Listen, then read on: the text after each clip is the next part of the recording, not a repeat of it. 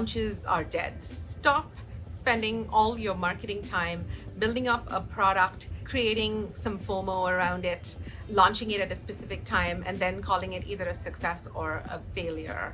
If you're currently marketing by getting people on your list through something free, usually this something free requires you to do a lot of work to get it in to start with. Gated things, getting people on your email, sending them a lot of emails, throwing some money at Facebook, and that is your long-term plan.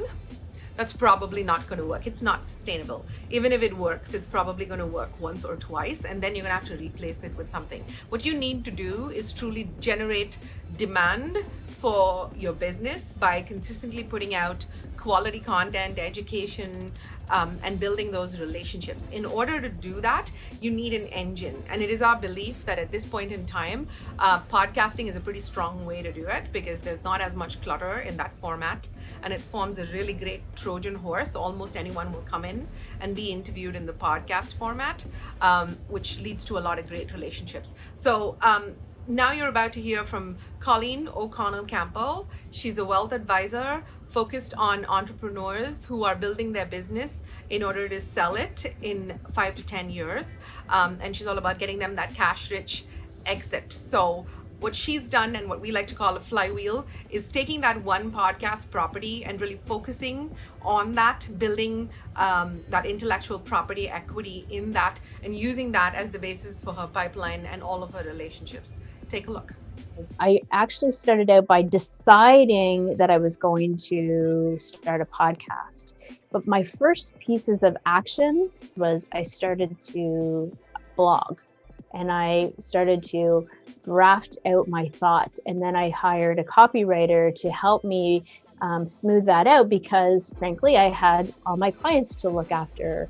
There was just, how do you do everything? It took me quite a bit of time to relax into allowing that help and not feeling like a fraud that I've hired somebody to support getting my thoughts out. So it just makes more sense to leverage your best, your zone of genius, and have other people do the things that you're not as good at. The thing is about the flywheel is there's different times when I've noticed that there was a component of the flywheel that was working, right? But it's like the flywheel, an incremental increase. So there was letting go of having to have full control over the entire script of a blog and getting some help with that. And then there was, well, right from the get-go, the technical part of the podcast, I hired out for that. When I ended up hiring C+P Digital was when things started to really work, because then it was bring the podcast in with the writing, with the integration with the events that I was running and shifting those and launching this other big idea, which was the Double to Sell program. So bringing that all together and working with a group like yourself. So essentially paying the salary of one person to a company that has an entire team of people, just that made more sense. And then the flywheel took on another, like, I don't know, I'm not sure about the science and the physics around the flywheel specifically, but it's like it was this small flywheel and now it's a bigger flywheel. I don't know. The point is momentum. We're making the point. It's momentum. Improvements lead to momentum, leads to more momentum, leads to more improvements. So when you did hire C+P and you kind of consolidated your marketing support, maybe speak to that value of having that one marketing team. For instance, someone writing your blogs was just writing your blogs. Someone working on your podcast was just working on your podcast. Having someone come in who's helping manage all of those things, plus help you strategically, plan your events and what are you saying each quarter and each year. I'm imagining that might have been some relief too, because we see big picture what Colleen O'Connell-Campbell is doing. So we can make sure, is the podcast supporting what this is supporting, which I think definitely helps with what we were talking about, getting that flywheel to build some momentum, because things aren't just all operating on their own without any connection to each other. Yeah, I think, Will, there's a couple of aspects there that I can dig into. And like anything else, it does take a bit of time to find the rhythm of things. And of course, we got started right as, a pandemic hit and all those kinds of things, right? But there's a couple of things there. One is availing the time of space of not having to coordinate with multiple different places, right? So that's just time and space, and it's in the head, it's in the calendar, it's all those things.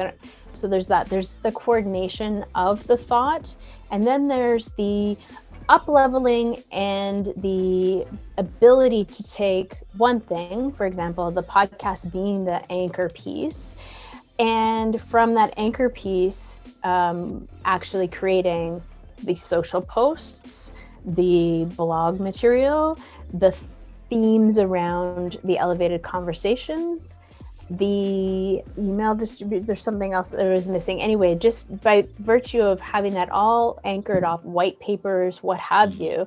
Videos.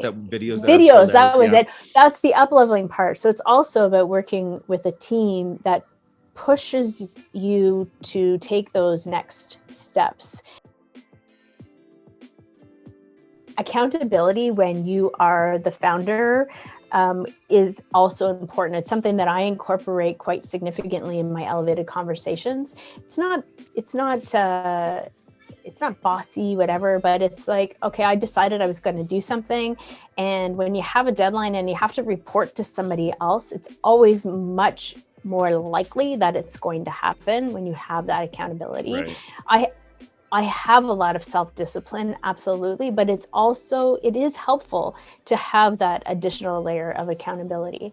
And furthermore, I was saying, getting into the rhythm of things, and it goes back to the accountability part, but it's having sort of that standard rules of engagement or protocol such that there's no thinking about, that had to get done, or when is that going to get done? How come I don't have that?